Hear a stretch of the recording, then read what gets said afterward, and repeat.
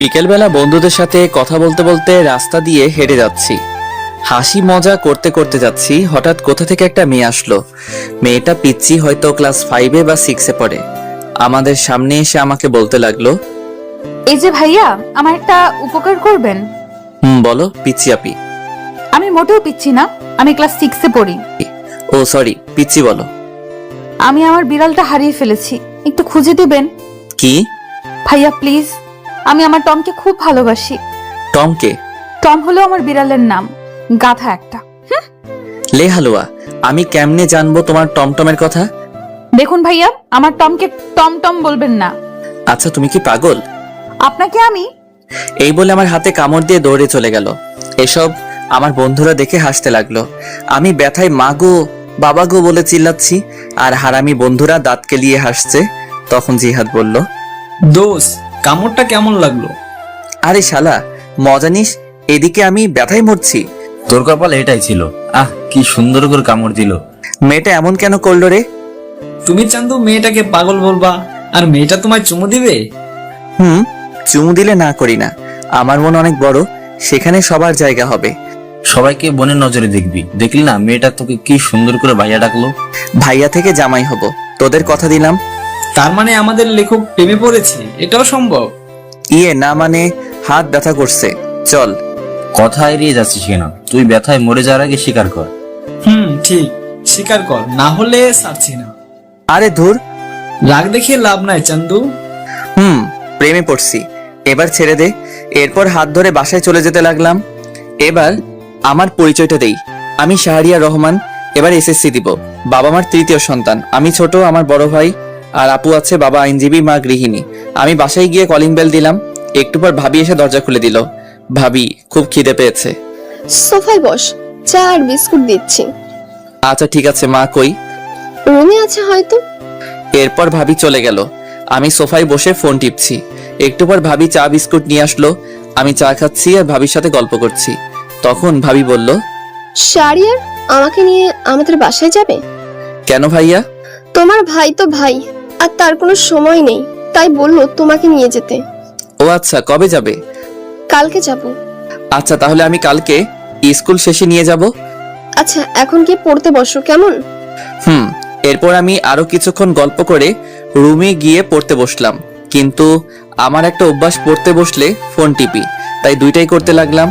একটু পর আপু আসলো, আপু এসে ঝাড়ি দিয়ে বলল, কিরে পড়তে বসে ফোন টিপিস কেন? আমার মনে রং লাগছে এই জন্য। চুপচাপ পড়তে বস। তুই প্রেম কর, যা।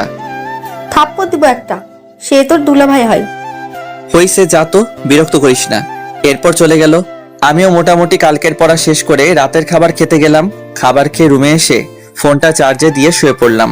আর তখনই মনে হলো রাস্তায় দেখা সেই পিচ্চি মেয়েটার কথা। আমি মেয়েটার কথা ভাবছি আর একা একা হাসছি। সত্যি মেয়েটা অনেক সুন্দর। এই পিচ্চি মেয়েটা যদি আমার বউ হতো কত ভালো হতো। আচ্ছা, তার নামটা জানা হলো না, কি করা যায়? কালকে কি মেয়েটা সেখানে আসবে? আর আসবে কেন? মেয়েটা তো পিচ্চি। উফ, যদি দেখা হতো মন ভরে দেখতাম। এসব ভাবতে ভাবতে কখন যে ঘুমিয়ে পড়লাম মনে নেই। সকালবেলা ঘুম ভাঙলো বাবার নীতি কথা শুনে। প্রতিদিন আমার ঘুম ভাঙে নীতি কথা শুনে। শালা এমন বাবা থাকলে জীবনটা শেষ। সকাল সকাল কি সুন্দর একটা স্বপ্ন দেখছিলাম, সব শেষ করে বাবা আবার বলতে লাগলো, ভালো ছাত্র কখনো 9টায় ঘুম থেকে উঠে? আব্বা চুপ করো তো। তোর ক্লাসমেটটা সারাদিন পড়াশোনা করে আর তুই বনজামি করিস। উফ কি জ্বালা, চুপ করো তো। স্কুলে কি আমি যাব? হ্যাঁ তুমি যাও, ভালো হবে। চুপ, ওঠ। বাবার ঝাড়ি খেয়ে ফ্রেশ হতে চলে গেলাম। ফ্রেশ হয়ে স্কুলের জন্য রেডি হয়ে নিলাম। তারপর গেলাম খাবার খাওয়ার জন্য। খাবার খেয়ে মার কাছ থেকে টাকা নিয়ে সাইকেল চালিয়ে স্কুলে চলে আসলাম। স্কুলে এসে সাইকেল রেখে ক্লাসে গেলাম। ক্লাসে গিয়ে দেখি জিহাদ মেয়েদের সাথে কথা বলছে।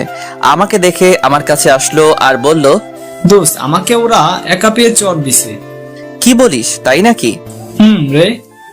ওকে দাঁড়া দেখছি। এরপর আমি ব্যাগ রেখে তাদের কাছে গেলাম। আমি গিয়ে বললাম, কি হলো, জিহাদকে মারছো কেন? তাহলে আমাদের সাথে ফাজলামো করে কেন? কি করছে? আমাদের ব্যাগ দিয়ে বেঞ্চ পরিষ্কার করছে। তাই নাকি? এটা তো একটা ভালো কাজ। এই বলে আমিও তাদের ব্যাগ নিয়ে আমার জায়গা মুছে ব্যাগটা আবার তাদের কাছে ফিরিয়ে দিলাম। তারপর জিহাদকে বললাম, ব্যাগ যদি বাঁচাতে চাস তাহলে ব্যাগ নিয়ে ক্লাস থেকে চলে আয়। আমি হাসতে হাসতে চলে আসলাম বাহিরে, আর তখন দেখি শান্ত আসছে। শান্ত আমাদের দেখে বলল, কিরে কি হয়েছে? আমি সবটা বললাম।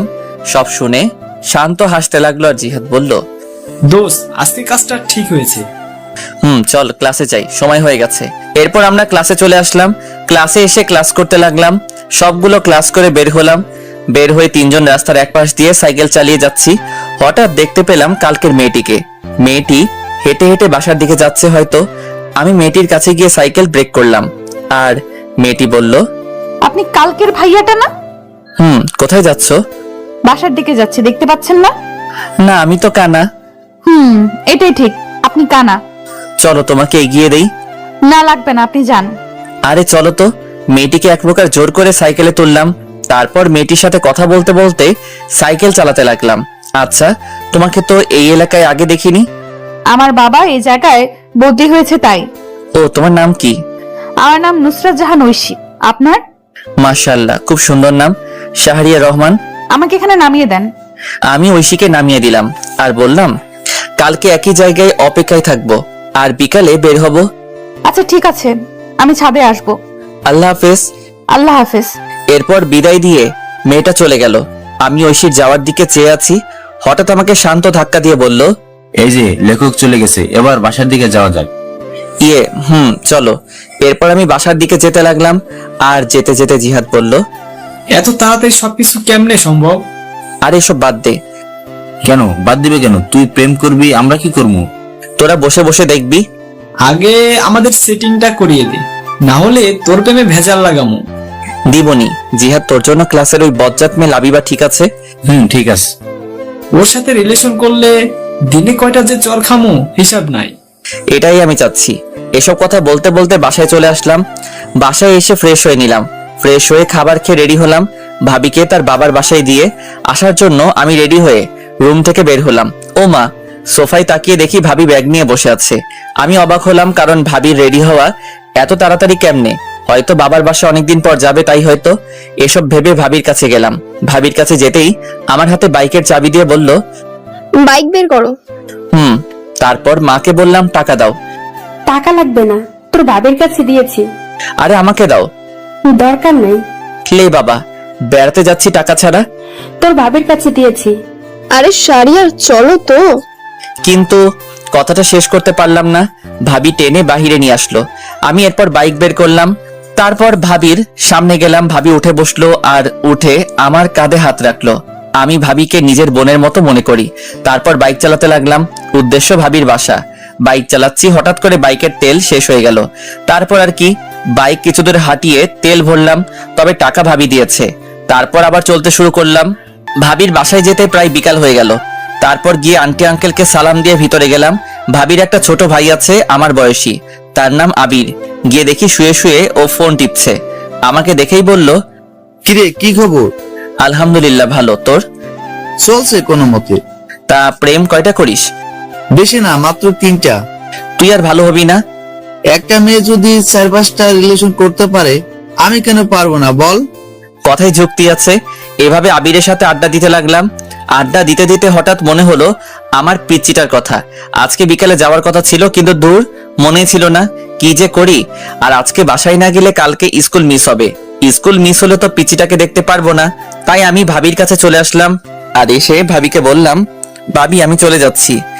আজকে যেতে হবে না, আজকে থাকবে, প্রায় সন্ধ্যা হয়ে এলো। আরে কালকে স্কুল আছে, আর না গেলে স্যার বকা দিবে।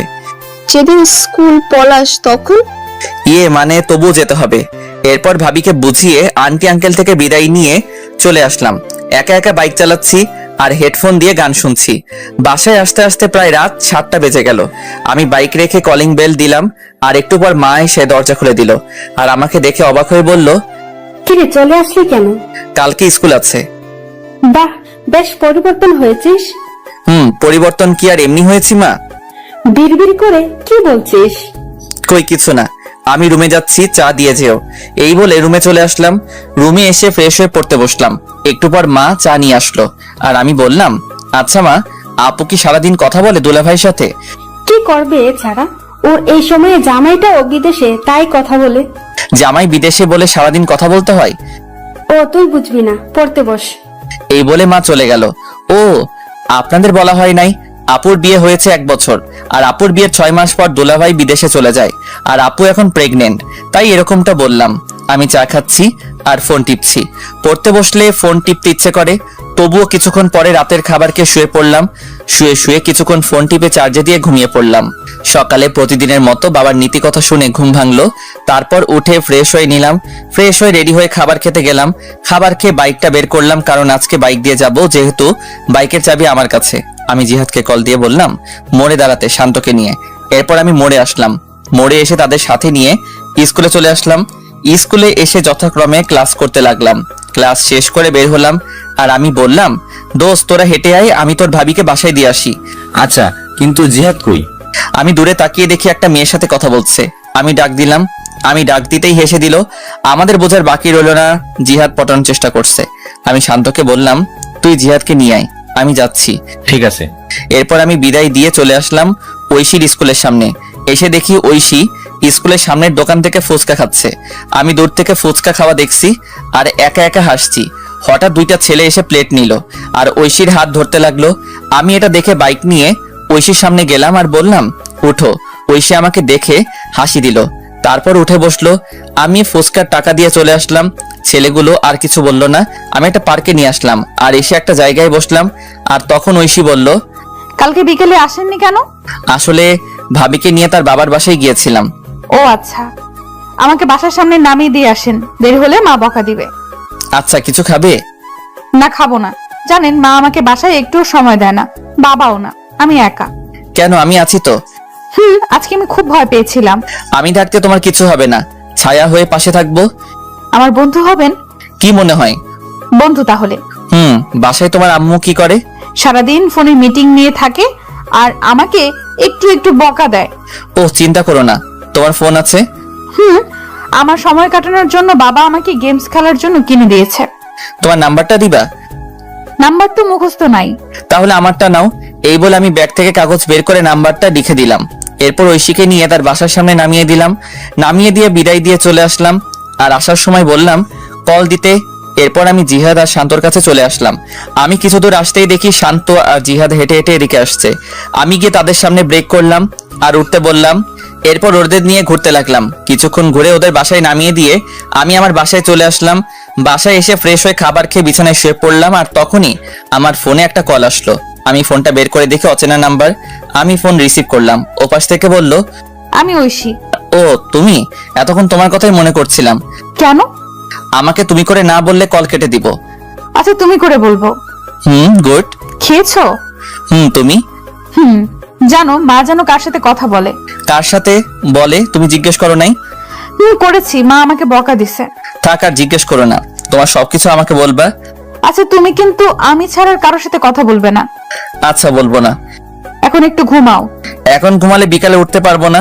তাহলে? আমার সাথে কথা বলতে হবে। এই টাকা নেই তো। আমার এই নাম্বারই ইমো খোলা, কল দাও। আচ্ছা দিচ্ছি। এরপর ঐশী আমার ইমোতে কল দিল আর আমি কথা বলতে লাগলাম।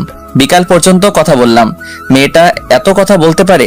এরপর বিকালে বের হলাম আর ফোন দিয়ে জিহাদ আর শান্তকে আসতে বললাম। আমি বের হলাম সাইকেল নিয়ে। তারপর জিহাদ আর শান্তকে নিয়ে ওদের বাসার সামনে আসলাম। আমি এসে কল দিলাম আর বললাম সাদে আসতে। একটু পর সাদে এসে কল দিল। আমি দূর থেকে দেখছি আর কথা বলছি। এইভাবে চলে 1টা বছর। আমি এসএসসি দিলাম আর মোটামুটি ভালো রেজাল্ট করলাম। আর এখন ঐশী এখন আমাকে ছাড়া কিছু বুঝে না, কিন্তু এখনো পর্যন্ত ভালোবাসি কথা বললো না। আমি নতুন কলেজে ভর্তি হলাম, 3জন একই কলেজে ভর্তি হলাম। আর আপুর একটা ছেলে হয়েছে আর ভাবিও প্রেগনেন্ট। এভাবে চলছিল দিনকাল। একদিন আমি ফোন রেখে কলেজে চলে গিয়েছিলাম আর সবার সাথে আড্ডা দিয়ে বিকাল বেলা বাসায় ফিরলাম। বাসায় ফিরে ফোন হাতে নিয়ে দেখি 78টা মিস কল। আমি সাথে সাথে কল দিলাম আর কল দিতেই কল ধরলো। ওপাশ থেকে কান্নার আওয়াজ আসছে। আমি বুঝতে পারলাম আমার পিচিটা কান্না করছে। এই তুমি আজকে স্কুলে আসলে না কেন? তোকে আমি সকালে কল দিয়েছি, ধরিস নাই কেন? আসলে ফোন রেখে কলেজে গিয়েছিলাম তাই। তোর উপর রাগ করে স্কুলে যাইনি। সরি, এই কানে ধরছি, আর হবে না। কিন্তু ঐশী কান্না করছেই, এবারের মতো ক্ষমা করো। আজকে আমার জন্মদিন, তাই আজকে আসবা তুমি। আচ্ছা ঠিক আছে। তোমার বন্ধুদের নিয়ে আসবে। এবার হাসো। হয়েছে, পাম দিতে হবে না। পাগলি একটা। এরপর তার সাথে কথা বলা শেষ করে বিকালবেলা বের হলাম। তারপর জিহাদ আর শান্তকে আসতে বললাম আর ওদের নিয়ে মার্কেটে আসলাম। মার্কেটে এসে একটা উপহার কিনলাম, কিনে বের হলাম। তারপর বাইক নিয়ে চলে আসলাম। আমরা বাইক পার্ক করে ভিতরে গেলাম, গিয়ে দেখি ঐশী তার বান্ধবীদের সাথে কথা বলছে। আমাদের আসতে দেখে আমাদের কাছে আসলো আর এসে বলতে লাগলো, এত দেরি হলো কেন? আসলে রাস্তায় অনেক জ্যাম। হয়েছে, আর বলতে হবে না, চলো ভেতরে যাই। চলো। এরপর আমরা ভিতরে গেলাম। ঐশী তার মা বাবার সাথে পরিচয় করিয়ে দিল, কিন্তু আমি ওর মায়ের সাথে কথা বলে তেমন ভালো মানুষ মনে হলো না, একটু অহংকারী। ওর বাবা অনেক ভালো মানুষ, আমাদের সাথে বেশ আড্ডা দিতে লাগলো। এইভাবে চলে গেল বেশ কিছুক্ষণ। তারপর কেক কাটা হলো। কেক কাটার পর ঐশী সবাইকে কেক খাইয়ে দিল। যখন আমার কাছে আসলো তখন কানের কাছে এসে বলল, এখন কেক খান, পরে আপনার কপালে মায়ের আছে, সকালেরটা ভুলিনি। না মানে। এরপর ঐশী আমাকে কেক খাইয়ে দিল, তারপর চলে গেল। তারপর আমরা খাওয়া দাওয়া করলাম, সবাই চলে যেতে লাগলো বিদায় দিয়ে। তাই আমরাও চলে যাওয়ার জন্য আঙ্কেলের কাছ থেকে বিদায় দিলাম। বিদায় দিয়ে ঐশীর কাছে আসলাম।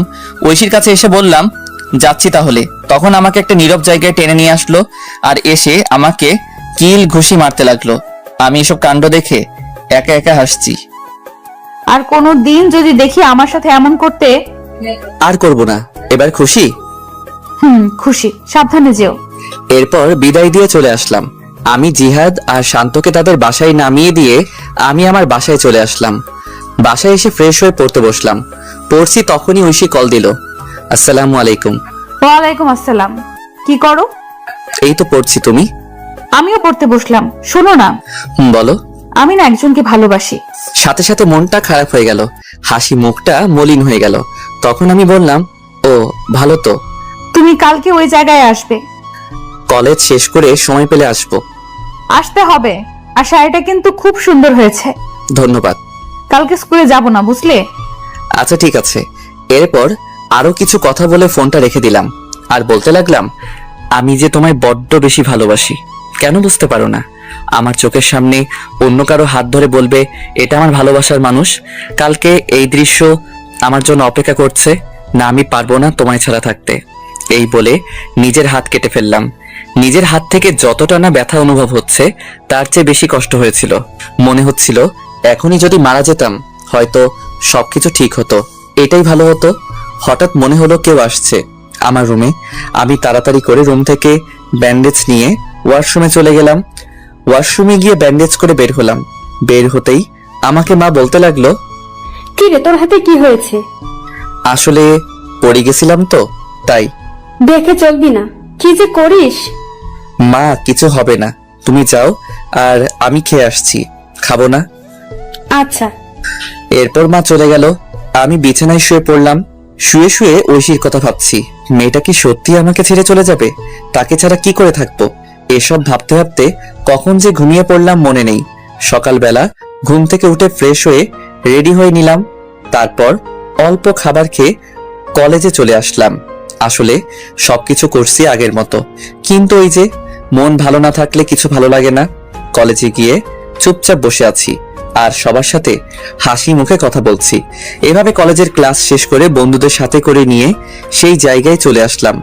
আসতে অনেকটা দেরি হয়েছে। আমি এসে দেখি একটা পিচ্চি মেয়ে শাড়ি পরে বসে আছে। আমি ভালো করে দেখলাম এটা আমারই পিচ্চি। পাগলিটাকে আজ খুব সুন্দর লাগছে। কাজল কালো দুটি চোখ, পাতলা দুটি ঠোঁটে হালকা লিপস্টিক আর হাতে কাচের চুড়ি, দেখতে বউ বউ লাগছে। আমি কাছে গেলাম। আমি যেতেই আমার থেকে মুখ ঘুরিয়ে বসে পড়লো। এসব আমার বন্ধুরা দেখে হাসতে হাসতে অন্য পাশে চলে গেল। আমি ঐশীর সামনে গিয়ে বললাম, এই কলেজে ক্লাস ছিল। তোর হাতে কি হয়েছে? হাতে ব্যান্ডেজ কেন? মানে কেটে গেছে। আমার তো কাটা মনে হচ্ছে না, অন্য কিছু মনে হচ্ছে। আরে বাদ দাও, তোমার ভালোবাসার মানুষটা কই? কুত্তা, তুই বুঝতে পারিস না আমি তোকে ভালোবাসি? এই বলে আমাকে জড়িয়ে ধরলো শক্ত করে। আমিও শক্ত করে জড়িয়ে ধরলাম। আমি জানি তুমি আমার জন্য পাগলামি করছো। তুমি কি করে বুঝতে পারলে? হার্টে কানেক্টেড, বুঝলে? বুঝতে পারছি, এবার ছাড়ো। না, আর একটু। এটা পার্ক কিন্তু। তখন জিহাদ বলতে লাগলো, সবাই ফ্রিতে সিনেমা দেখছে। আমি কথাটা শুনে ছেড়ে দিলাম। আর ঐশী বলল, আমার চকলেট কই? মনে নেই, কি? যাওয়ার সময় কিনে দিব। এবার খুশি? এবার চলো একটু ঘুরবো। এরপর জিহাদ আর শান্ত চলে গেল। তাদের নাকি বাসায় কাজ আছে, আমি ঐশীকে নিয়ে বিকাল পর্যন্ত ঘুরে তাকে একটা রিকশায় তুলে দিয়ে বাসায় চলে আসলাম। বাসায় এসে আপু ঝাড়ি দিতে শুরু করলো। কলেজ কি মাত্র শেষ হলো? আড্ডা দিছি। এত আড্ডা কিসের? আমি কোনো কথা না বলে রুমে গিয়ে ফ্রেশ হয়ে নিলাম। তারপর মাকে বললাম খাবার দিতে। এরপর আমি খাবার খেয়ে ছাদে এসে ঐশীকে কল দিলাম। কল হতেই কল ধরলো। আমি ঐশীর সাথে কথা বলতে লাগলাম। এইভাবে চলছিল আমাদের দুষ্টু মিষ্টি ভালোবাসা। 2 বছর পর আমি ইন্টার পরীক্ষা দিয়ে বেকার বসে আছি, আর ওদিকে ঐশী এবার ক্লাস 9-এ উঠেছে। তাই সারাদিন ঐশীর সাথে কথা বলি। একদিন রাতে ঘুমিয়ে আছি, হঠাৎ আমার ফোনে কল আসলো। আমি ফোনটা হাতে নিয়ে দেখে ঐশী ফোন দিয়েছে। আমি ঘুম ঘুম চোখে রিসিভ করলাম। রিসিভ করতেই ওপাশ থেকে কান্নার শব্দ ভেসে আসলো। আমি কান্নার শব্দ পেয়ে বিছানা থেকে উঠে বসলাম আর বলতে লাগলাম, এই কান্না করছো কেন? আমাকে বাঁচাও, আমার মা বাবা আমাকে মেরে ফেলবে। মানে কি বলো? তুমি এখন কোথায়?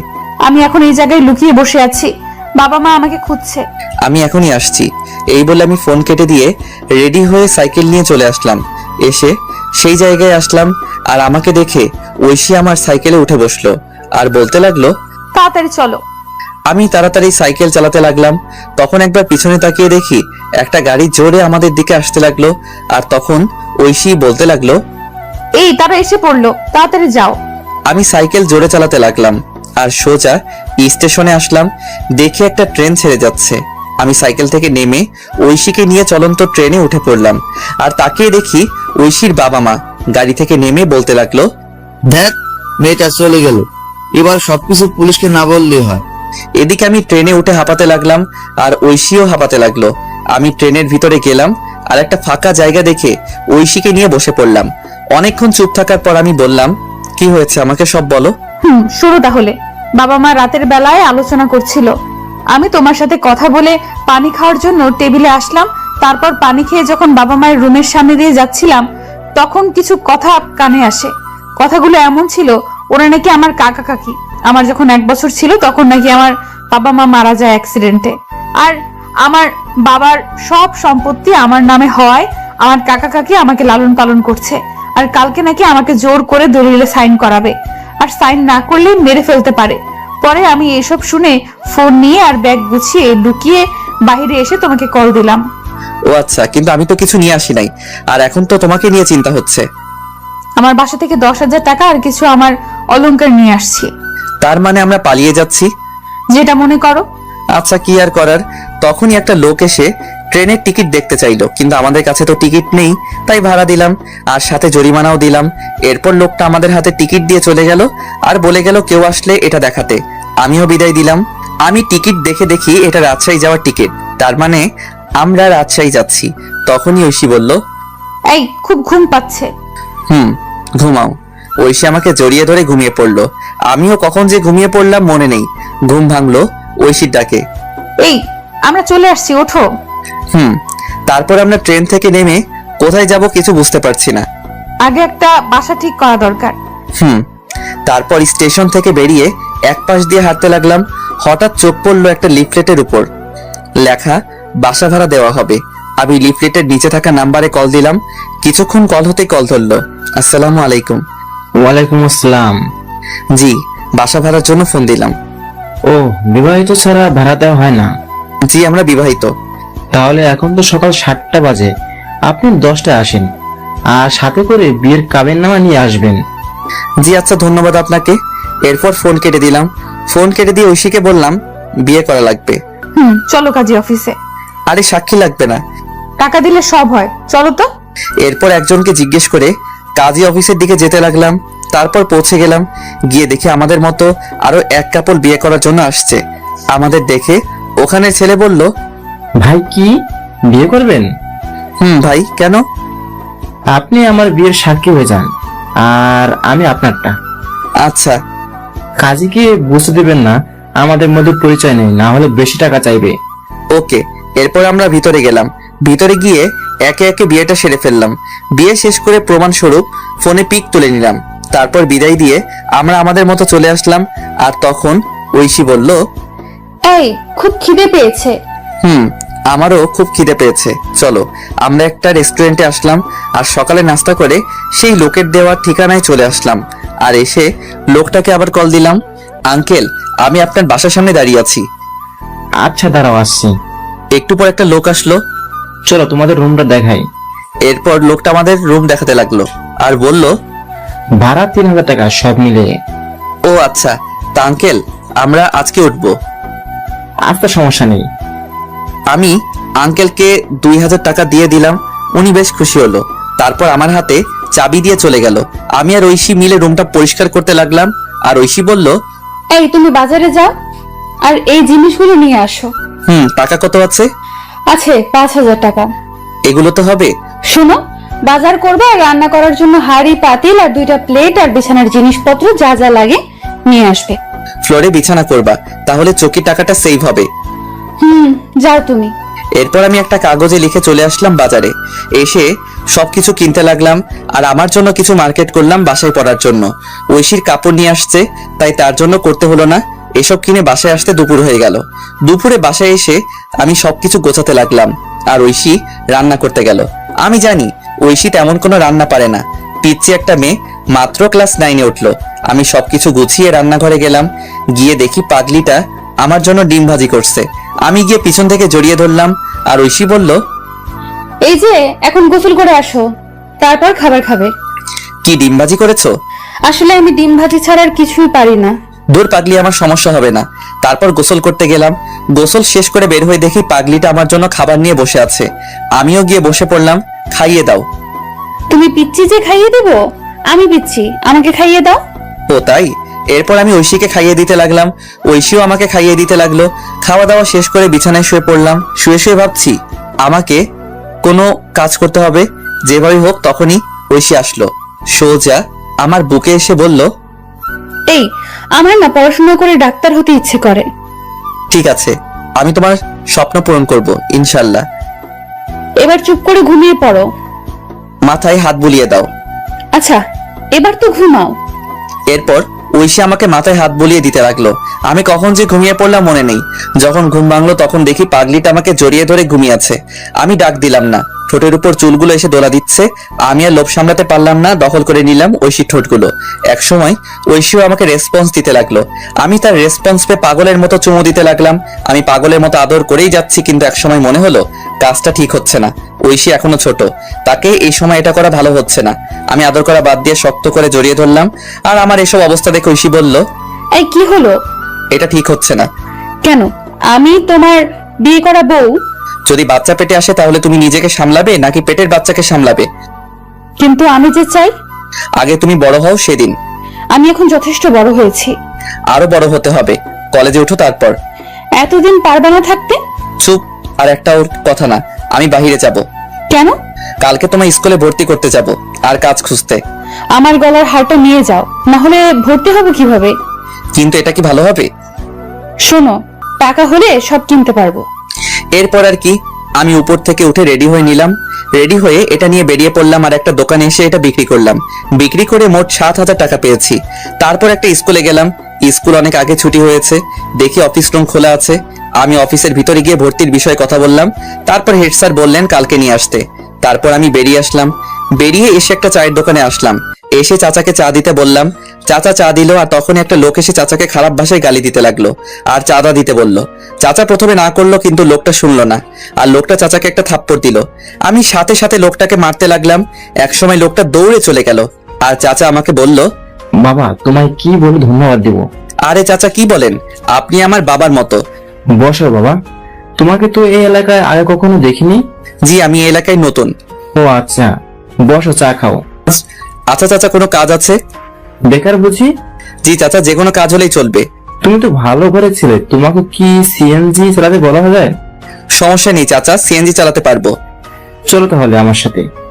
এরপর চাচা আমাকে নিয়ে একটা সিএনজি গ্যারেজে আসলো আর এসে কথা বললে আমার হাতে সিএনজি এর চাবি দিল আর একটা লোক এসে আমাকে সিএনজি চালানো শিখিয়ে দিল। এসব করতে করতে সন্ধ্যা হয়ে গেল, তাই ভাবলাম প্রথমবার একটা ভাড়া মেরে আসি। যেই ভাবা সেই কাজ। আমি বেরিয়ে পড়লাম সিএনজি নিয়ে। একটা মোড়ে এসে বসে আছি। হঠাৎ একটা মহিলা আসলো আর বলল, এই জায়গা যাবে? আমি বললাম জি ওঠেন। মহিলাটি উঠলো। আমি বললাম আমি তো তেমন চিনি না, আপনি একটু দেখিয়ে দিলে ভালো হতো। ওকে, সমস্যা নেই। এরপর মহিলাটা আমাকে রাস্তা দেখিয়ে দিল। আমি মহিলাটির জায়গায় নামিয়ে দিলাম। তারপর মহিলাটি আমাকে 100 টাকা দিল আন্টি আমি তো ভাড়া জানি না। আরে ভাড়া 80 টাকা, আর তুমি 100 টাকা রেখে দাও। না আন্টি, আমার কাছে 20 টাকা আছে, নিন। এই বলে আমি 20 টাকা দিয়ে চলে আসলাম। এভাবে রাত 10টা পর্যন্ত ভাড়া মারলাম। মোট 400 টাকা ভাড়া মারলাম। তারপর সিএনজি জমা দিলাম, আর 150 টাকা সিএনজির মালিককে দিয়ে আমি বাসায় চলে আসলাম। বাসায় আসার আগে কিছু চকলেট নিলাম। বাসায় এসে দেখি পাগলিটা খাবার নিয়ে বসে আছে। আমাকে দেখে বলল, এতক্ষণ কই ছিলা? কাজে। যাও ফ্রেশ হয়ে আসো। আর তোমার শরীরের এই অবস্থা কেন? আরে কিছু না, বলো বলছি। আমি সিএনজি চালাই। এই কথা শুনে ঐশী কান্না করতে লাগলো। আমি বললাম, এই পাগলি কান্না করো কেন? তুমি আমার জন্য এত কষ্ট করছো? খুব ভালোবাসি যে। আমিও খুব ভালোবাসি পাগল। আমি ফ্রেশ হয়ে আসি পাগলি, এত কান্না করে না। যাও। এরপর আমি ফ্রেশ হতে গেলাম। তারপর ফ্রেশ হয়ে এসে বসলাম খাবার খাওয়ার জন্য। বাহ, আজ দেখি ডাল রান্না করলা। ইউটিউব দেখে সব শিখবো আর রান্না করব। তাই নাকি? হ্যাঁ করো। এরপর ঐশী আমাকে খাইয়ে দিতে লাগলো, আমিও খাইয়ে দিলাম। তারপর খাবার খেয়ে শুয়ে শুয়ে ফোন টিপছে, আর একটু পর ঐশী আমার বুকে আসলো আর বলল, এই যে আজকে কিন্তু বাসর রাত, জি ম্যাডাম। আদর দাও। না, আগে তোমার বয়স 18 হোক। উফ, যাও লাগবে না। এই বলে বুক থেকে নেমে ওদিকে ফিরে শুয়ে পড়লো। আমি ফোনটা রেখে পিছন থেকে জড়িয়ে ধরলাম, আর জড়িয়ে ধরতে কেঁপে উঠলো। আমি তাকে আমার দিকে ফিরিয়ে ঠোঁটে আলতো করে চুমু দিলাম। আমার না অন্য কিছু চাই। ঘুমাও, তোমার শরীরের ক্ষতি হবে। ও না, তাই? এই বলে আমার কপালে চুমু দিয়ে আমাকে জড়িয়ে ধরে ঘুমিয়ে পড়লো। আমিও পাগলিটাকে জড়িয়ে ধরে ঘুমিয়ে পড়লাম। সকালবেলা ঘুম ভাঙলো। পাগলিটা ডাক শুনে আমি উঠে ফ্রেশ হয়ে রেডি হয়ে নিলাম। তারপর রেডি হয়ে নিলাম, ঐশীও রেডি হয়ে নিল। তারপর দুজনে খাবার খেয়ে বের হলাম। বের হয়ে একটা রিক্সা নিয়ে স্কুলের উদ্দেশ্যে রওনা দিলাম। কিছুক্ষণ পর স্কুলে পৌঁছে গেলাম। তারপর স্কুলে ঐশীকে ভর্তি করে দিলাম। ঐশীকে স্কুলে ভর্তি করে বিদায় দিয়ে চলে আসলাম। আর আসার সময় বলে আসলাম আমি নিতে আসবো। তারপর আমি এসে সিএনজি নিয়ে বের হলাম। একটা কলেজের সামনে আসলাম। আমি সিএনজি রেখে ভিতরে গেলাম। ভিতরে গিয়ে সোজা অফিসে চলে আসলাম। এসে বললাম, স্যার আসতে পারি? আসো। আমি ভিতরে গেলাম আর বললাম, স্যার কলেজে ভর্তি হতে আসছি। কাগজপত্র নিয়ে আসতো? জি স্যার, এই নিন। স্যার কাগজপত্র দেখতে লাগলো, আর আমি আসার সময় কাগজপত্র নিয়ে আসছিলাম। তারপর সব কাজ শেষ করলাম। স্যার বললেন কাল থেকে কলেজে আসতে। আমি বাহিরে এসে কিছুক্ষণ সিএনজি চালিয়ে সিএনজিটা রেখে রিক্সা করে ঐশীকে আনতে গেলাম। ঐশীকে বাসায় রেখে আমি আবার সিএনজি চালাতে লাগলাম। সন্ধ্যা পর্যন্ত সিএনজি চালিয়ে বাসায় চলে আসলাম। বাসায় এসে ফ্রেশ হয়ে ঐশীকে বললাম কফি দিতে। আমি বিছানায় বসে পড়তে লাগলাম। ঐশী একটু পর কফি নিয়ে আসলো।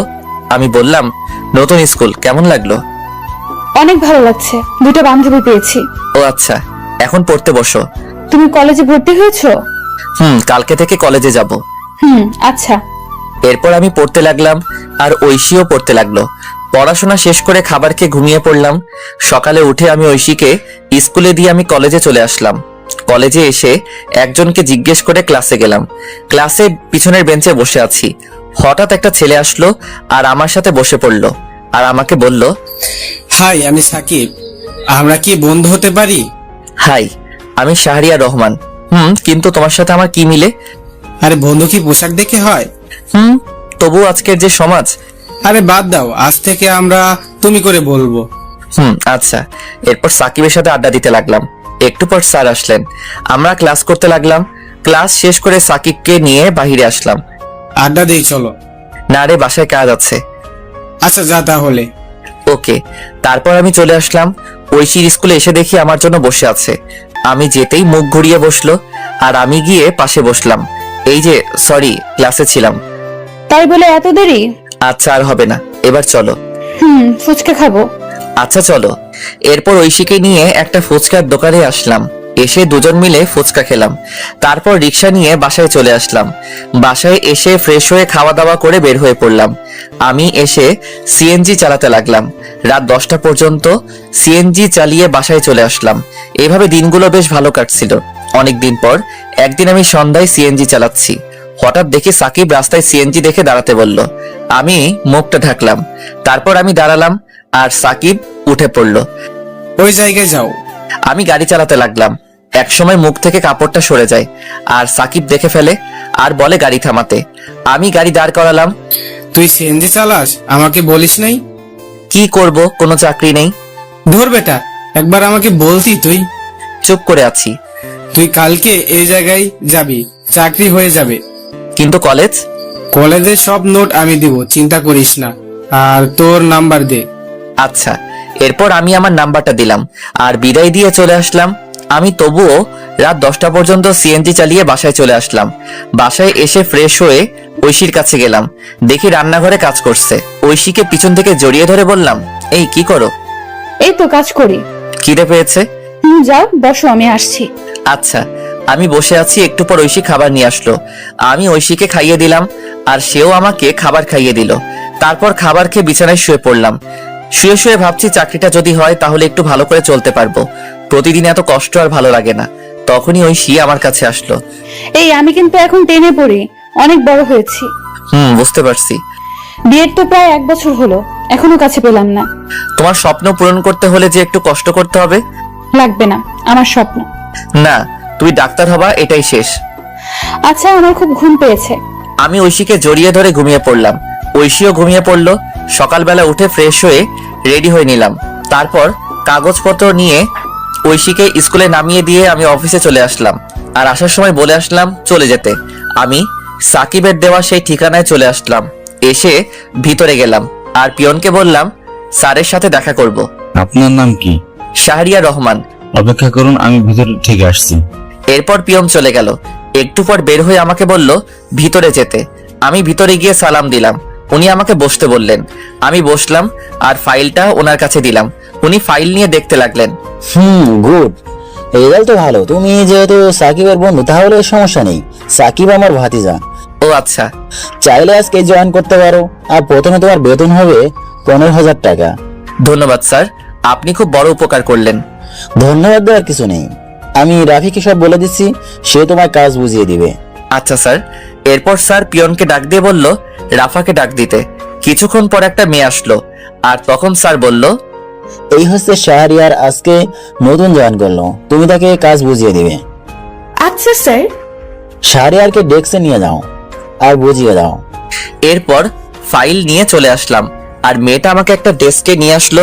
আমি বসলাম আর মেয়েটা বলল, হাই, আমি রাফা। হ্যালো, আমি শাহরিয়ার। চলুন আপনাকে কাজ বুঝিয়ে দেই। চলুন। এরপর রাফা আমাকে কাজ বুঝিয়ে দিতে লাগলো। আমি ভালো করে বুঝতে লাগলাম।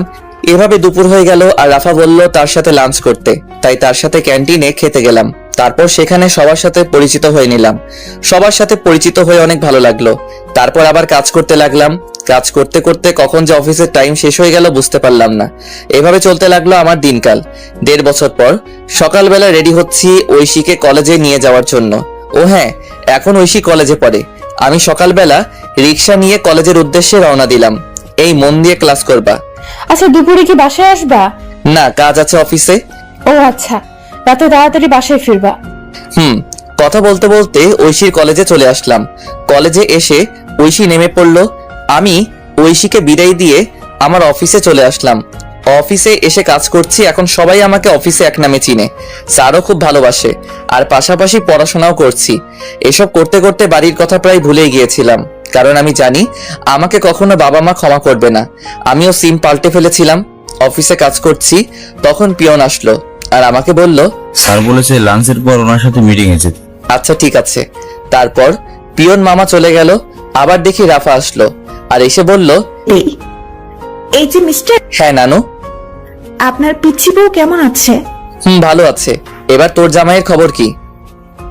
ভালো। বসো, চা খাও। আজকে আমার তেমন কাজ নেই। তাই নাকি? তাহলে এগুলো করতে থাকো। হালা, আমি আসলাম ফ্রি হয়ে আড্ডা দিতে আর তুই আমার হাতে ফাইল দিচ্ছিস। আরে করো না, হাজার হোক আমি তোর 2 নাম্বার জামাই। আহারে কি শখ। গো। তোর না স্যারের সাথে মিটিং এ যাওয়ার কথা? দুপুরের পর। গুড। তারপর বল, ভাতিজি কবে দেখবো? আরে সবই তো জানিস, ও এখনো পিচ্ছি। শালা, লাগতে দিমু। কলেজে পড়ে আর এখনো পিচ্ছি, তাই না? তবু যদি ক্ষতি হয়? আজকে রাতে বাসরটা সেরে নে। আমি তো নতুন, তাই তোর বাসর ঘরে ভিডিওটা দিস, শিখতে পারবো। হালা লুচ্চা, কাজ কর। তুই আবার লজ্জা পাস? জানতাম না। ভাই মাপ চাই, কাজ কর। এরপর কাজ করতে লাগলাম, আর কাজ করতে করতে লাঞ্চের টাইম হয়ে গেল। আমি খাবার খেয়ে একটু রেস্ট নিয়ে গাড়ি বের করলাম। একটু পর স্যার আসলো, তারপর আমি যেতে লাগলাম। রাস্তাটা একটা পার্কের পাশ দিয়ে। আমি নিজের মতো করে ড্রাইভ করছি। হঠাৎ একপাশে চোখ পড়লো, দেখি ঐশী একটা ছেলের সাথে পার্কের বেঞ্চে বসে আছে। আমি এটা দেখে গাড়ি ব্রেক করলাম, আর গাড়ি ব্রেক করতেই স্যার বলে উঠলো, শাহরিয়ার কোনো সমস্যা? না স্যার। যাও তাহলে, দেরি হয়ে যাচ্ছে। আমি এটা দেখে নিশ্চুপ হয়ে গেলাম। এতক্ষণ হাসি খুশি ছেলেটা এখন চুপচাপ হয়ে গেল। নিজের প্রিয় মানুষকে অন্যের পাশে দেখবো সেটা কখনোই ভাবতে পারিনি। ওইদিকে ঐশী, আচ্ছা সানি, আমরা তো বন্ধু তাই না? আর শোনো, তোমায় কিছু কথা বলবো। বলো। তোমার সাথে কি শাহরিয়ার ভাইকে মিলে তোমার চেয়ে কত বছর বড়, আর তুমি যদি ডাক্তার হও তাহলে কি তোমার সাথে যায়? কথাটা শুনে ঐশী চুপ করে রইল। আর ঐশীকে চুপ থাকতে দেখে সানি আবার বলল, আরে তুমি এত সুন্দর একটা মেয়ে, আর তোমার সাথে কি ওই কালো ছেলে মানায় না? কিন্তু সে খুব ভালো। আজকাল ভালো বলে কোনো কথা নেই, আর সমাজে চলতে গেলে আমার মতো স্টাইল ছেলে দরকার। আজকে যেতে হবে, আল্লাহ হাফেজ। আর শোনো, এদিকে আমি ঐশীকে এই অবস্থায় দেখে খুব কান্না পাচ্ছে। কিন্তু ওই যে একটা কথা, ছেলেদের কখনো কান্না করতে নেই। ছেলেদের চোখে কান্না মানায় না, কারণ তারা পুরুষ। যে ছেলেটা বাসায় কোনো কাজ করে না কিন্তু পরিস্থিতির শিকার হলে সবকিছু করতে পারে, হ্যাঁ এটাই ছেলে। একটা ছেলে কখনো তার ভালোবাসাকে পরিবারের জন্য ছেড়ে যায় না, কিন্তু একটা মেয়ে পরিবারের জন্য ঠিকই চলে যায়। হয়তো আপনারা বলতে পারেন ছেলেরা কি তার পরিবারকে ভালোবাসে না, কিন্তু দিন শেষে দেখবেন একটা ছেলে পরিবারকে যেমন ভালোবাসে ঠিক তেমনি প্রিয় মানুষটিকেও ভালোবাসে। যার জন্য নিজের পরিবার ছাড়লাম, সবকিছু ছেড়ে তাকে নিয়ে চলে আসলাম। আর সেই ঐশী একটা ছেলের সাথে পার্কে, না এটা কি করে মেনে নেওয়া যায়। আমি কোনো মতে মিটিং শেষ করে সন্ধ্যায় নদীর পাড়ে চলে আসলাম। নদীর পাড়ে এসে বসে বসে কান্না করতে লাগলাম, যার জন্য নিজের লাইফ পরিবর্তন করলাম। আর সে অন্য একটা ছেলের সাথে। আজ পর্যন্ত আমি তাকে বকা পর্যন্ত দেইনি, হ্যাঁ এখনো দিব না। তুমি যা চাও তাই হবে। আমি না হয় অজানা রাজ্যে হারিয়ে যাব। এসব ভাবতে ভাবতে কখন যে রাত 11টা হয়ে গেল বুঝতে পারলাম না। আমি উঠে বাসার দিকে হাঁটা দিলাম। রাস্তার একপাশে দিয়ে হেঁটে যাচ্ছি আর আজকের ঘটনা মনে করছি। আমি হেঁটে বাসায় আসলাম। বাসায় এসে কলিং বেল দিলাম। একটু পর ঐশী এসে দরজা খুলে দিল আর আমাকে দেখে বলল, অফিস শেষ হয় বিকাল 5টায়, আর তুমি রাত 11টায় আসলে। আমি কোনো কথা না বলে ভিতরে চলে আসলাম। তারপর ফ্রেশ হয়ে নিলাম। ফ্রেশ হয়ে বিছানায় শুয়ে পড়লাম। আর তখন ঐশী আমার কাছে এসে বলল, আমি তোমাকে কিছু জিজ্ঞেস করছি, আর চলো খাবার খাবা। আমি বাইরে থেকে খেয়ে আসছি। কেন, তুমি জানো না আমি তোমার ছাড়া খাই না? আমার শরীর খারাপ লাগছে, ঘুমাবো। আজকে তুমি এমন করছো কেন, কি হয়েছে? খুব ঘুম পাচ্ছে। আমি কম্বল জড়িয়ে ঘুমিয়ে পড়লাম। ঐশীও না খেয়ে শুয়ে পড়লো। সকালবেলা ঘুম ভাঙলো আজানের সময়। আমি উঠে পড়লাম, দেখি ঐশী এখনো ঘুমিয়ে আছে। আমি চুপচাপ ফ্রেশ হয়ে রেডি হয়ে বাইরে চলে আসলাম। বাহিরে এসে মসজিদে গিয়ে ফজরের নামাজ আদায় করে পার্কের রাস্তায় হাঁটতে লাগলাম। একা একা, এখন ভোর, তাই তেমন লোকজন নেই। আমি পার্কের রাস্তায় হেঁটে চলছি, ভালোই লাগছে পরিবেশটা, নিবিড় আর ঠান্ডা বাতাস বইছে। তখনই আমার ফোনে কল আসলো। আমি ফোনটা বের করে দেখে ঐশী কল দিয়েছে। আমি ফোনটা রিসিভ করলাম আর তখনই ওপাশ থেকে বলতে লাগলো, আমাকে না বলে চলে গেলে কেন, আর খাবার খেয়ে গেলে না কেন?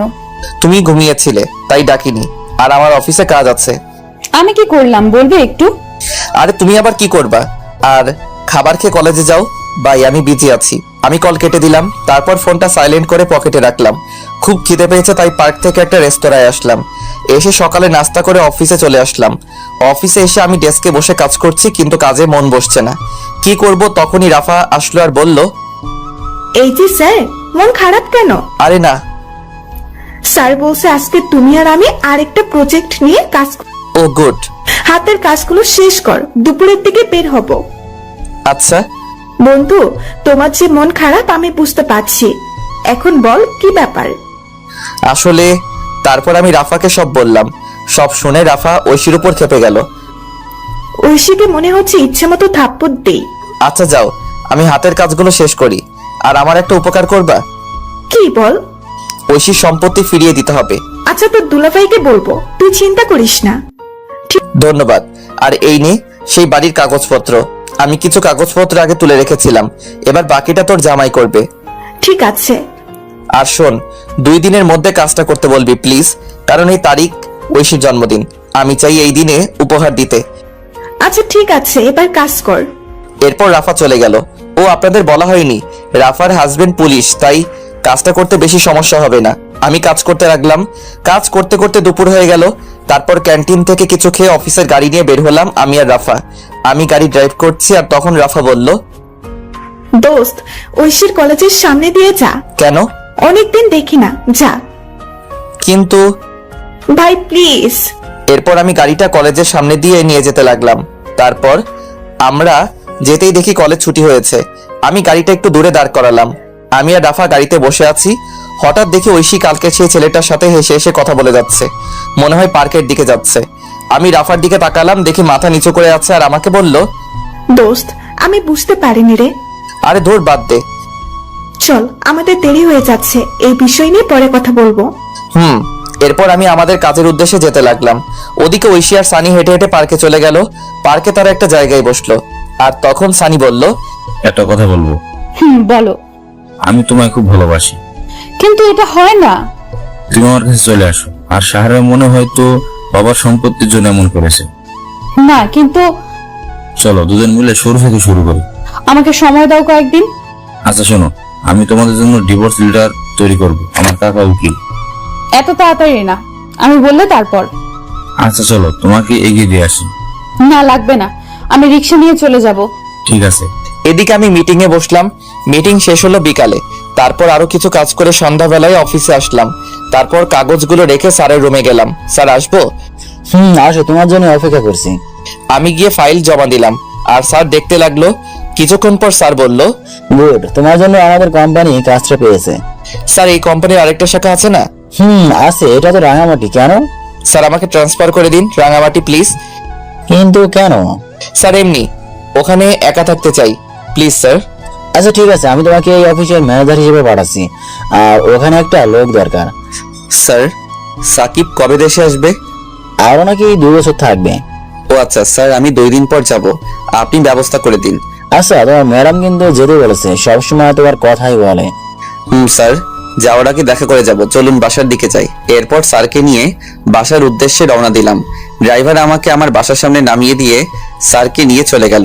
আমিও চলে আসলাম বাসায়। বাসায় এসে কলিং বেল দিলাম। একটু পর ঐশী এসে দরজা খুলে দিল। আমি কোনো কথা না বলে ফ্রেশ হতে চলে গেলাম। আমি ফ্রেশ হয়ে এসে দেখি ঐশী দাঁড়িয়ে আছে।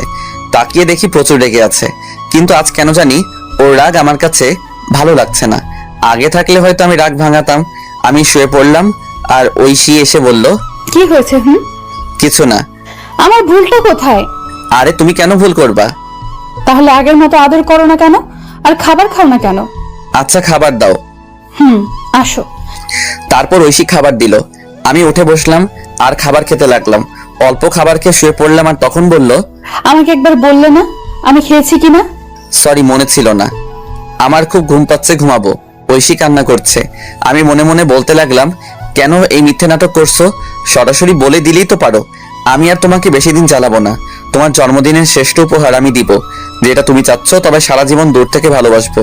এসব ভাবতে ভাবতে ঘুমিয়ে পড়লাম। আর মাঝরাতে ঘুম ভেঙে গেল। পাশে দেখি ঐশী ফোন টিপছে। আমি হালকা উকি দিয়ে দেখি কারোর সাথে চ্যাট করছে। আমার তখন মনে হচ্ছিল আমি একটা অপদার্থ, নিজের বউ অন্য কারোর সাথে চ্যাটিং করছে। এর চেয়ে কষ্ট আর কি হতে পারে? আমি চুপচাপ কান্না করতে লাগলাম। নিজের সবটা দিয়ে ঐশীকে ভালোবেসেছিলাম, কিন্তু ঐশী এতটা নিচে নামতে পারে আমি কখনো কল্পনা করতে পারিনি। কি দোষ আমার? আমি তো ভালোবেসেছিলাম। সেই রাতে আর ঘুম হলো না। রাত প্রায় 4টার দিকে ঐশী ঘুমিয়েছে, আমি ঘুমাইনি। আমি ফজরের আজানের সময় উঠে চুপচাপ রেডি হয়ে নিলাম। তারপর রেডি হয়ে বাসা থেকে বের হয়ে নামাজ পড়ে পার্কে কিছুক্ষণ হাঁটাহাঁটি করে সকালে নাস্তা করে অফিসে চলে আসলাম। অফিসে এসে কাজে মন দিলাম। আর একটু পর রাফা আসলো আর আমাকে বলল, দুপুরে থানায় যেতে বলছে। তার মানে একদিনের মধ্যে কাজ শেষ? দেখতে হবে না জামাইটা কার। আমি আজকে চলে যাব রাতে। আজকেই যেতে হবে? কালকে তো ঐশীর জন্মদিন। আর শোন, ঐশী যে ছেলেটার সাথে কথা বলে তার নাম সানি, বাসা এই জায়গায়। আরে ওই ছেলের ঠিকানা দিয়ে আমি কি করব? তবুও জেনে রাখ, আর ছেলেটা ভালো না। ও শোন, তুইও সাথে যাবি থানায়। আচ্ছা ঠিক আছে, এখন কাজ কর। এরপর রাফা চলে গেল আর আমিও কাজ করতে লাগলাম। কাজ করতে করতে দুপুর হয়ে গেল। তারপর স্যারের রুমে গেলাম। স্যার বলল, এই না তোমার টিকিট, ভোর 4টায় বাস ছাড়বে। আর এই যে ফাইল, আর এখানে তোমাকে রাজু নামে একটা ছেলে রিসিভ করবে। ওকে স্যার, এই নিন এই মাসের সমস্ত হিসাব, আর পিয়নের দিকে একটু খেয়াল রাখবেন, লোকটা সুবিধার না। আচ্ছা, আর যাওয়ার সময় আমার বাসা হয়ে যেও। ওকে স্যার, যাই তাহলে। এরপর স্যারকে বিদায় দিয়ে রাফাকে নিয়ে থানায় আসলাম। থানায় এসে সোজা ভাইয়ার কেবিনে গেলাম। দেখি ভাইয়া কাজ করছে। আমাদের দেখে ভাইয়া ভিতরে যেতে বলল। আমরা গিয়ে বসলাম আর উনি বললেন, শাহরিয়ার, এই নাও ফাইল। এখানে সমস্ত সম্পত্তির কাগজপত্র আর দলিল আছে। আর ঐশীর কাকা কাকি এখন জেলে। আমি ফাইল নিলাম আর বললাম, ধন্যবাদ ভাই। এবার বলো কি খাবে? আজকে বাসায় চলো, তোমার খবর আছে। আমি কি করলাম? তখনই রাফা চলে গেল। আমি বললাম, ভাই রেগে আছে কেন? কালকে বাসায় যায়নি? ও আচ্ছা, আর ভাই আজকে রাঙামাটি যাচ্ছি। ও আচ্ছা, আর খুব তাড়াতাড়ি যাচ্ছে হওয়া। তাই নাকি? এই রাফাকে বলবে না, আমি গিয়ে সারপ্রাইজ দিব। ওকে তাহলে যাচ্ছি, আর দোয়া চাই। ওকে, আল্লাহ হাফেজ। এরপর বিদায় নিয়ে চলে আসলাম। আমি আর রাফা অফিসে আসলাম। অফিসে এসে কাজ করতে লাগলাম আর মোটামুটি সবার কাছ থেকে বিদায় নিলাম। এভাবে অফিস টাইম শেষ হলো। আমি স্যারের সাথে আরো কিছু কথা বলে বাসার দিকে যেতে লাগলাম। যাওয়ার সময় একটা গোলাপ কিনলাম। বাসায় যেতে প্রায় সন্ধ্যা হয়ে গেল। আমি গিয়ে কলিং বেল দিলাম। তারপর ঐশী এসে দরজা খুলে দিল। আমি গোলাপটা আগেই লুকিয়ে রেখেছি। আমি চুপচাপ ভিতরে চলে গেলাম। ভিতরে গিয়ে ফাইলটা আলমারিতে রেখে ফ্রেশ হতে চলে গেলাম। ফ্রেশ হয়ে এসে দেখি আজকে আর তেমন কোনো কথা বলছে না। হয়তো এতক্ষণ এই ছেলের সাথে কথা বলছিল আর আমি এসে বিরক্ত করলাম। আমি ভাবলাম এখন বাসায় কি করব, তাই ভাবলাম বাহির থেকে হেঁটে আসি। যেই ভাবা সেই কাজ। আমি বাহিরে চলে আসলাম। আমি চাচার দোকানে আসলাম। এসে চাচাকে চা দিতে বললাম আর চাচার সাথে গল্প করতে লাগলাম। আর তখনই আমার ফোনে কল আসলো। আমি ফোনটা বের করে দেখি সাকিব ফোন দিয়েছে।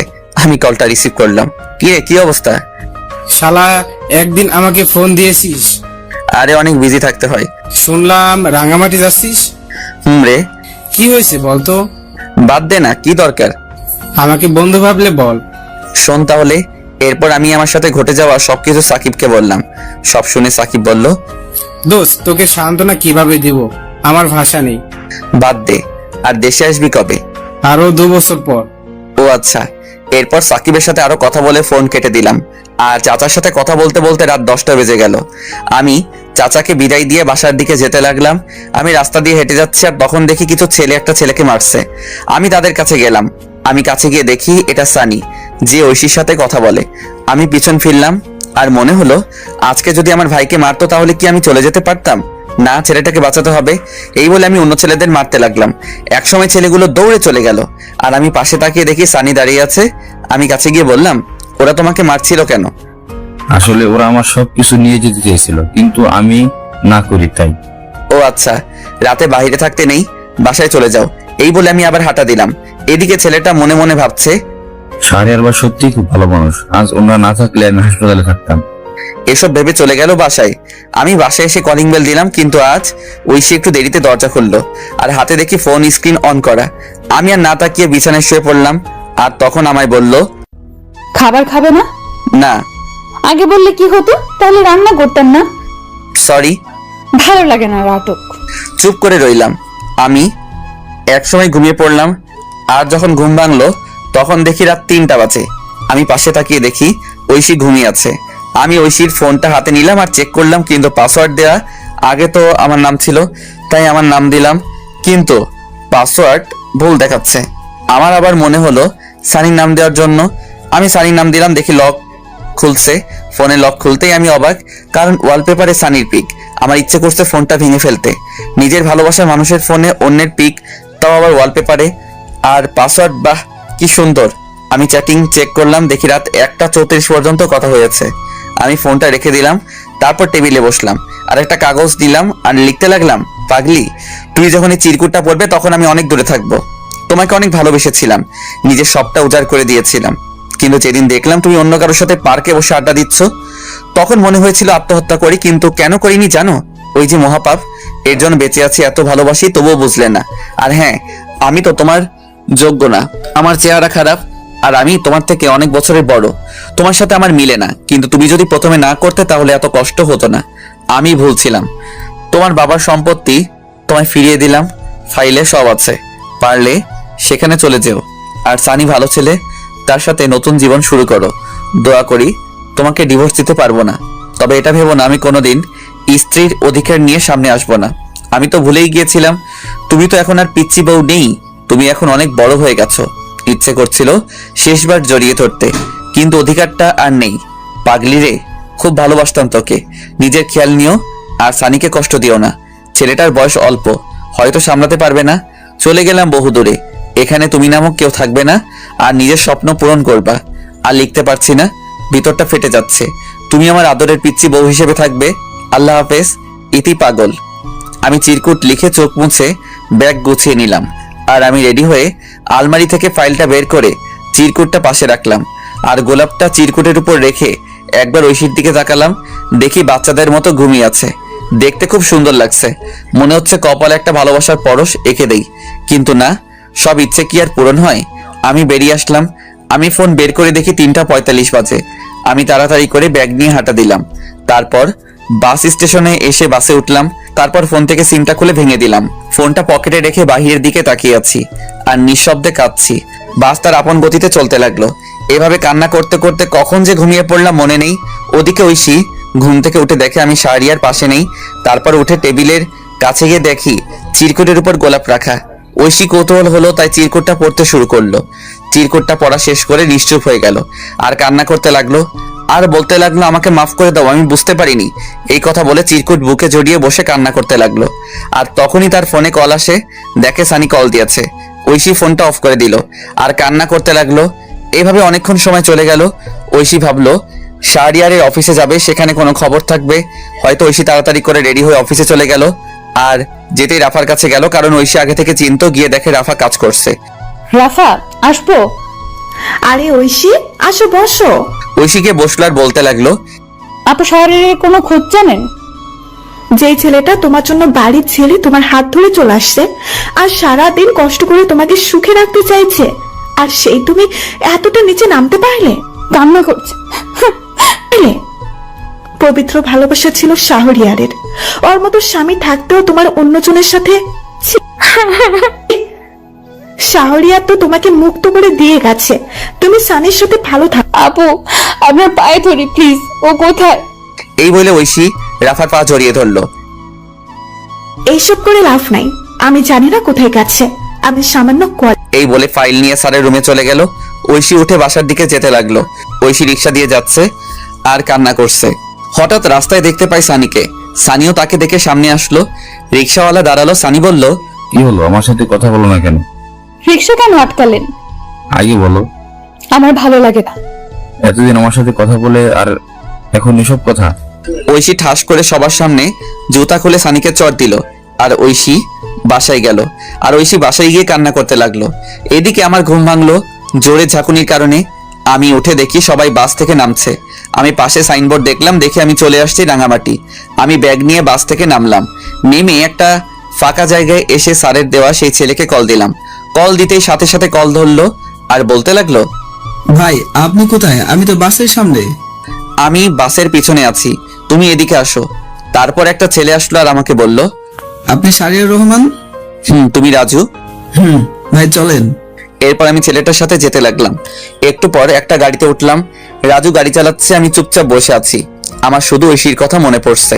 মেয়েটা এখন কি করছে কে জানে, ঠিক মতো খাওয়া দাওয়া করছে তো, এসব ভাবছি। আর তখন রাজু বলে উঠলো, ভাই নামেন, চলে আসছি। ও আচ্ছা।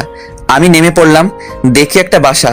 তারপর রাজু আবার বলে উঠলো, ভাই বাসা পছন্দ হয়েছে? আরে একা থাকবো তা আর পছন্দের কি, চলেন ভিতরে যাই। এরপর আমি রাজুর সাথে ভিতরে গেলাম। ভিতরে গিয়ে সব দেখতে লাগলাম। বাসাটা ভালো, সবকিছুই আছে। এরপর রাজু বলল, ভাই তাহলে আজকে যাচ্ছি। কিন্তু রান্না করার জন্য কে থাকবে? সরি ভাই, নিজে করতে হবে। আচ্ছা সমস্যা নেই, তাহলে যাচ্ছি। তাহলে আর এই নিন গাড়ির চাবি। আমার গাড়ি লাগবে না, অফিসের গাড়ি অফিসের থাক। তবুও ভাই, আমি এই অফিসের ম্যানেজার। আমার গাড়ি চালাতে ভালো লাগে না, তাছাড়া এই ভাঙা গাড়ি তো না।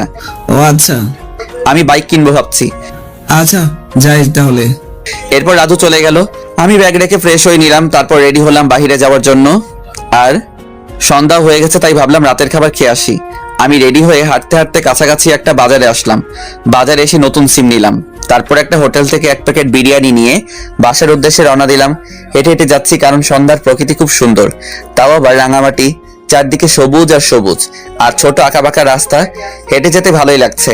আমি আসার সময় সিমটা ফোনে ভরলাম আর ফেসবুক ডিঅ্যাক্টিভেট করে দিলাম। আর গ্যালারি চেক করে দেখি ঐশীর একটা পিক রয়েছে।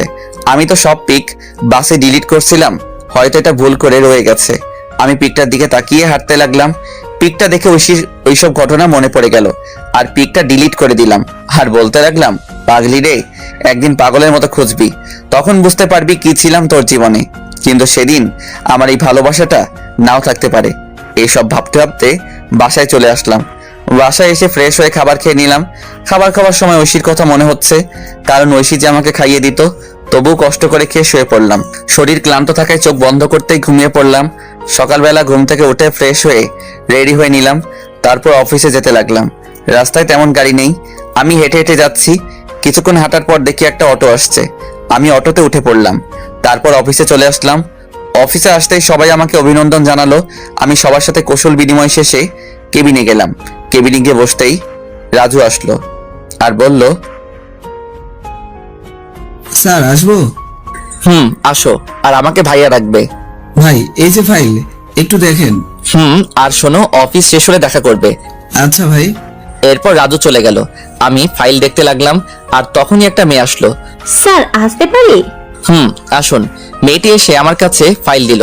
আমি মেয়েটির দিকে তাকালাম, দেখলাম মেয়েটা প্রেগনেন্ট আর বয়স প্রায় আমার সমান হবে। আরে আপনি এই অবস্থায় অফিসে কেন? ছুটি নিলেও পারতেন। সমস্যা নেই স্যার। আপনার নাম কি? জি যারা।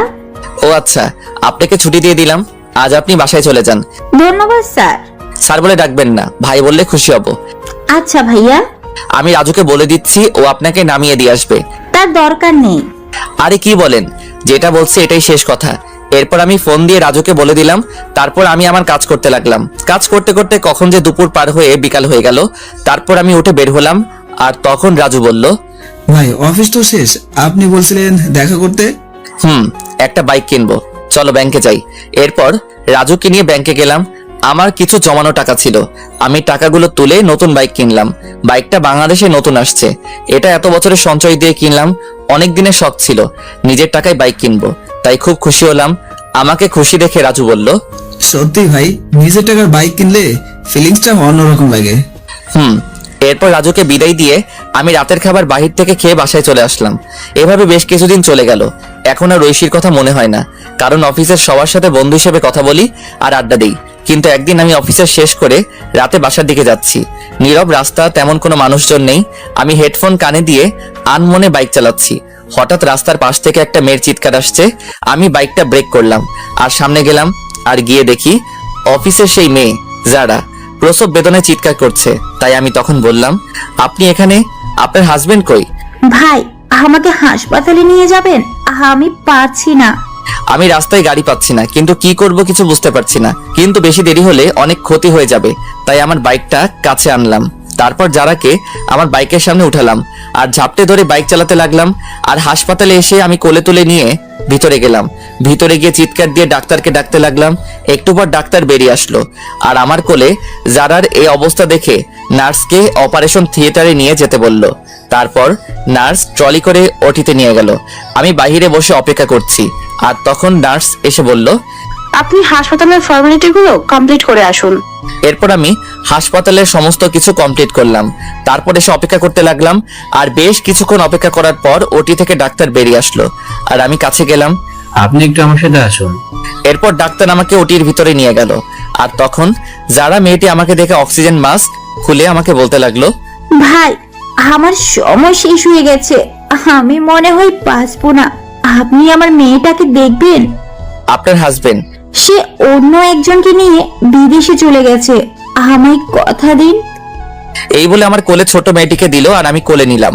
কথা দিলাম আমি মেয়েটিকে আমার পরিচয় মানুষ করব। এই কথা বলতেই মেয়েটি মারা গেল। আমি কান্না করে দিলাম। মেয়েটা আমাকে প্রথমবার দেখে এতটা বিশ্বাস করেছিল। তারপর ডাক্তার এসে আমাকে সান্ত্বনা দিতে লাগলো আর বলতে লাগলো, সত্যি ভাই, আপনি মহান না হলে একজনের বাচ্চা আপনি পরিচয় দিয়ে মানুষ করবেন। আজকে থেকে এই মেয়েটি আমার সন্তান। ডাক্তার আমাকে কান্না করতে করতে জড়িয়ে ধরলো আর বলতে লাগলো, ভাই আপনি মানুষ না, আপনি ফেরেশতা। আমিও ডাক্তারকে জড়িয়ে ধরলাম। তারপর সমস্ত কাজ শেষ করে আমি বাচ্চা মেয়েকে নিয়ে রাত 3টার দিকে বাসায় আসলাম। হাসপাতাল থেকে সবকিছু নিয়ে আসছি, বাবুর ফিডার, দুধ সবকিছু। আমি বাসায় এসে বাচ্চাকে শুয়ে দিয়ে ফ্রেশ হতে চলে গেলাম, আর ওয়াশরুম থেকে শুনতে পেলাম কান্না করছে। আমি তাড়াতাড়ি করে ফ্রেশ হয়ে চলে আসলাম আর বাবুর খাবার রেডি করে খাওয়াতে লাগলাম। আমি যদিও আগে কখনো বাচ্চাকে খাওয়াইনি, কিন্তু ওই যে মানুষ বলে না, পরিস্থিতি সব শিখিয়ে দিয়ে যায়। আমি বাচ্চার পাশে শুয়ে খাওয়াতে লাগলাম, ফিডার দিয়ে। মনে মনে ভাবতে লাগলাম কি নাম রাখা যায়, আর তখনই মাথায় আসলো একটা নাম। রেখে দিলাম তানিশা। 3 বছর পর সকালবেলা ঘুম ভাঙলো তানিশার ডাকে। বাবাই, ও বাবাই, ওঠো না, আম্মু কি হয়েছে? খুব খিদে পেয়েছে। আমি তাড়াতাড়ি করে উঠে রান্নাঘরে গেলাম আর রান্না করতে শুরু করলাম। কিছুক্ষণের মধ্যে রুটি আর ডিম ভাজি করে টেবিলে আনলাম আর বললাম, আম্মু কই তুমি? বাবাই। তানিশা আসলো আর চেয়ারে বসে পড়লো। আমি চেয়ারে বসে মেয়েকে খাইয়ে দিতে লাগলাম। মেয়ে আমাকে বলল, বাবাই, তুমি খাবা না? না মা, আমি এখনো ফ্রেশ হইনি যে। তাহলে ফ্রেশ হয়ে এসো, তারপর দুজনে একসাথে খাবো। না আম্মু, তুমি খাও। যাও বলছি বাবাই। আমি মেয়ের রাগ দেখে ফ্রেশ হয়ে আসলাম। তারপর দুজনে একসাথে গল্প করতে করতে খাবার খেয়ে নিলাম। তখন তানিশা বলল, বাবাই, আমি ডাক্তার আঙ্কেলের কাছে যাব। আচ্ছা চলো তাহলে। এরপর আমি রেডি হয়ে নিলাম, মেয়েকে রেডি করিয়ে বাইক নিয়ে বের হলাম। তারপর হাসপাতালের দিকে যেতে লাগলাম। রাস্তায় বাবা মেয়ে কথা বলতে বলতে আসলাম। আমি এসে বাইক রেখে ভিতরে গেলাম। আমার আগে তানিশা দৌড়ে চলে গেল। তানিশা যেতেই রাকিব বলল, আরে তানিশা আম্মু যে। এই বলে রাকিব তানিশাকে চেয়ার থেকে উঠে এসে কোলে তুলে নিল। আর তখন পাশে বসে থাকা নতুন মেয়ে ডাক্তার বলল, স্যার, এটা কি আপনার মেয়ে? না, শাহরিয়ার সাহেবের। কথাটা শুনে পাশে থাকা মেয়েটা অবাক হয়ে গেল আর নিশ্চুপ হয়ে গেল। এদিকে আমি রাকিবের কেবিনে গেলাম। কেবিনে গিয়ে দেখি রাকিবের কোলে তানিশা বসে আছে। রাকিব আমি লাঞ্চে এসে নিয়ে যাব। আমার কণ্ঠ শুনে পাশে থাকা মেয়েটি আমার দিকে তাকালো। আমি তাকাতেই আমি অবাক, কারণ এটার কেউ না, হ্যাঁ এটাই ঐশী। ঐশী আমাকে দেখেই পায়ে ধরে ফেললো আর বলতে লাগলো, আমি তোমার পায়ে ধরি, আমাকে মাফ করে দাও। আরে কে আপনি? আমার পা